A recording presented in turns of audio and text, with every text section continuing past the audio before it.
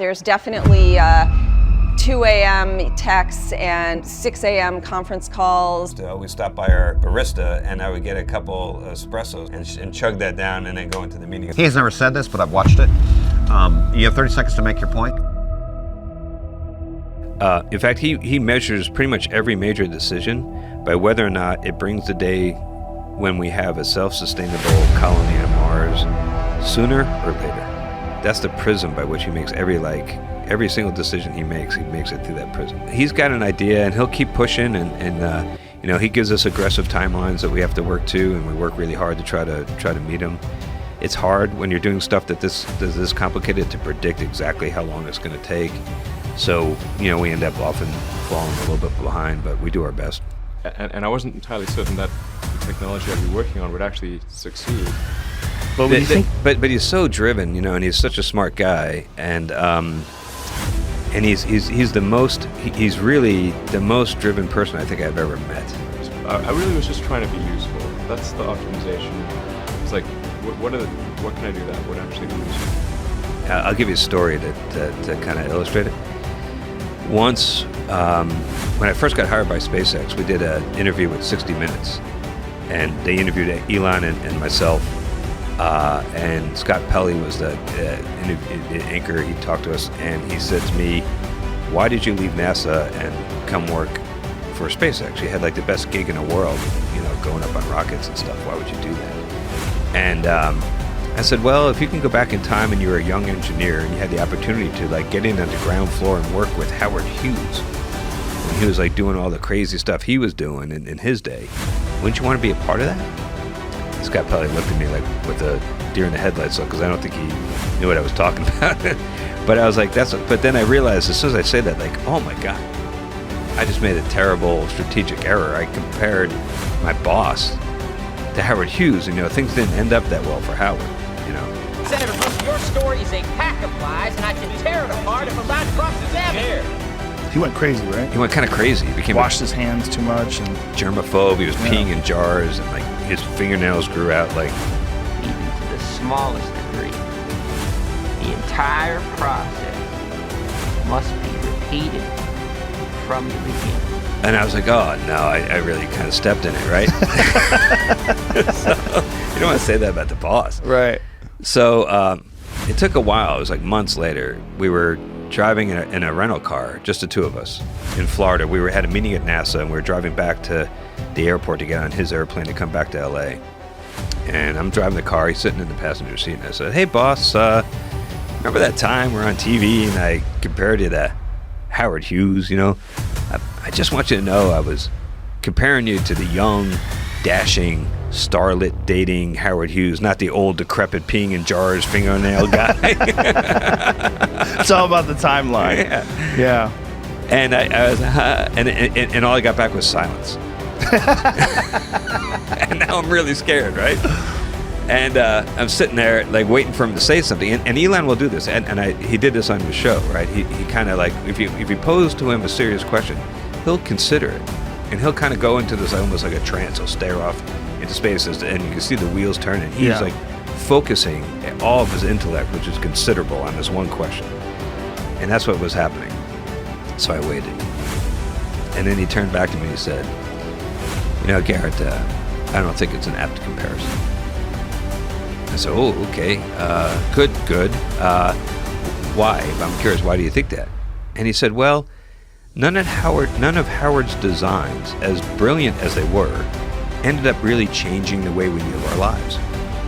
Whatever this thing is that you're trying to create, what would be the utility delta compared to our state of the art times how many people it would affect? So we don't send, he made the Spruce Goose, which is an incredible airplane.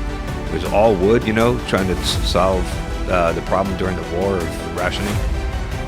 He said, we don't send our goods across the oceans in giant wooden airplanes. We don't do that.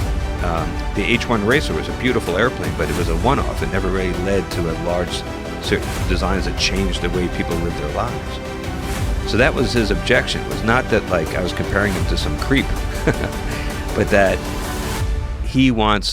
it's really important to him to have the legacy of drastically impacting the way all of us live our lives, of kind of the way Steve Jobs did, or others that really move the ball downfield for humanity.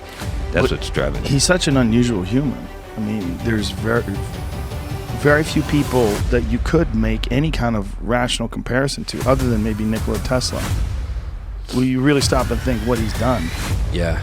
And the fact that he does them all simultaneously. He's doing so many different things at the same time.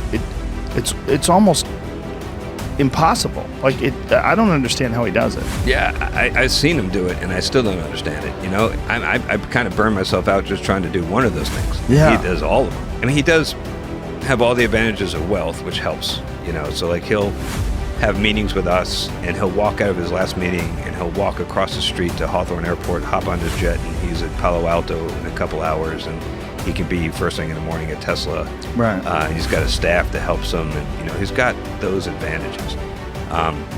But that isn't in any way describe what he, or that doesn't explain why he's able to do what he does. I don't know how he does it, to be honest. Well, he's the next stage of humanity. Yeah. If people are evolving, he's like looking at us from the next spot. He's like, hey guys, I've got some ideas. Yeah, I mean, he's just an idea factory, and what's really remarkable to me is the breadth of his knowledge. I mean, I've met a lot of super smart people, but they're usually super smart on one thing. And he's able to have conversations with our top engineers about the software and the most arcane aspects of that. And then he'll turn to our manufacturing engineers and have discussions about some really esoteric welding process for some crazy alloy. And he'll just go back and forth. And his ability to do that across all the different technologies that go into rockets and cars and everything else he does, that's what really impresses me. Well, also the lack of burnout, because he's been doing it at this incredible rate, 16 hours a day, for how long?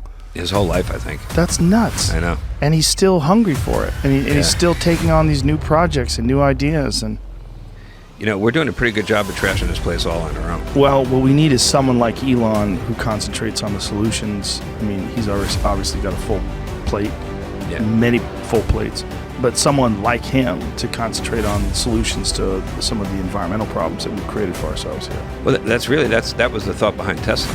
I mean, so Tesla's kind of like Plan A, save this planet, and SpaceX is kind of Plan B, if you look at it that way. It's just so weird to have a guy like that amongst us. Yeah, You know? especially have him as your boss. It's really weird. Have you talked to him at all about simulation theory? We never. The thing is, every time I talk to him, we focused on, and this is what he does. You know, he focuses on the thing that we are working on.